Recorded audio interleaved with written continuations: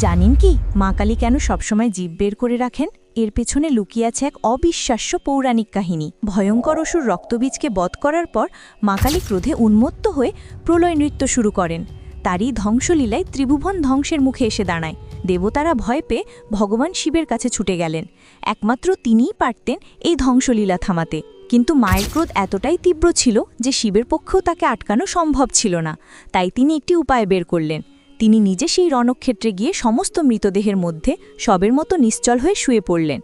ক্রোধে উন্মত্ত মা কালী নাচতে নাচতে হঠাৎই খেয়াল না করে সেই সবরূপী মহাদেবের বুকের উপর পা দিয়ে ফেললেন। স্বামীর শরীরে পা লাগার সাথে সাথেই তার হুঁশ ফিরল। তিনি বুঝতে পারলেন ক্রোধের বশে কত বড় ভুল করে ফেলেছেন, আর সেই অনুশোচনা ও লজ্জায় তিনি নিজের জিভ বার করে ফেললেন। সেই মুহূর্তেই তার প্রলয়কারী রূপ শান্ত হয়ে যায় এবং সৃষ্টি ধ্বংসের হাত থেকে রক্ষা পায়। যদি সত্যিই মা কালীর উপর বিশ্বাস থাকে তাহলে ভিডিওটি লাইক ও সাবস্ক্রাইব করুন।